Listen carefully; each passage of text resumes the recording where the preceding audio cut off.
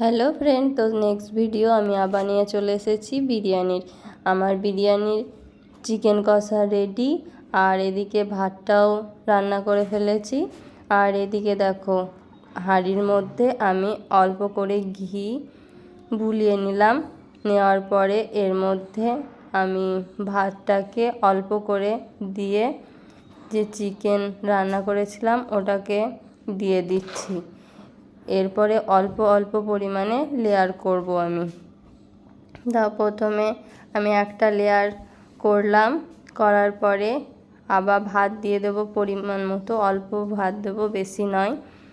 এরপরে আবার ভাত দেওয়ার পরে আবার চিকেন আলু দিয়ে দেব। দিয়ে দেওয়ার পরে অল্প করে বেরেস্তা, পেঁয়াজের আর ধনে কুচি দিয়ে দিচ্ছি। এরপরে আমি বিরিয়ানি মশলা ওপরে ছড়িয়ে দিলাম। আবার এর মধ্যে চিকেন আর আলুটাকে দিয়ে দিচ্ছি। দিয়ে দেওয়ার পরে আমি আবার ওপরে ভাত দেব।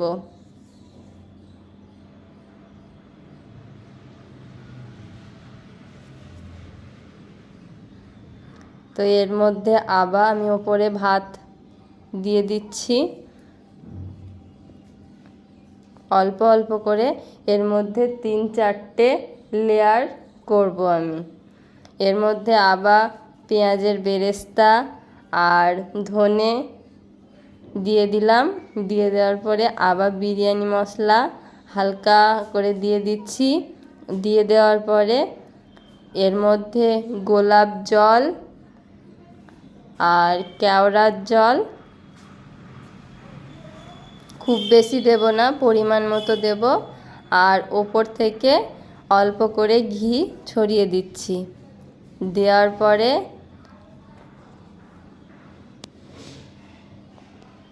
ময়দাটাকে মাখিয়ে রেখেছিলাম, দিয়ে ধারে আস্তে আস্তে লাগিয়ে দেওয়ার পরে ওপরটাকে আমি ভালোভাবে ঢেকে নেব। আর কোনো দিক দিয়ে যেন হাওয়া না বের হয় সেই জন্য চেপে চেপে মুখটাকে দেব। আর দেওয়ার পরে 20 মিনিট মতো হালকা দমে বসিয়ে রাখবো।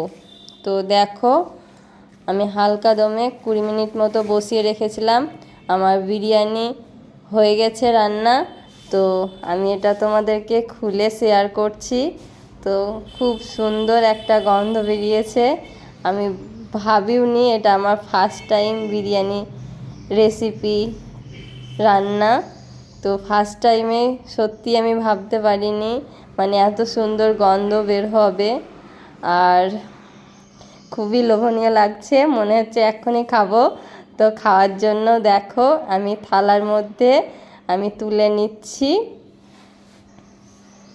আর তোমরা অবশ্যই কমেন্ট করে জানাবে কেমন হয়েছে আমার বিরিয়ানি রান্না।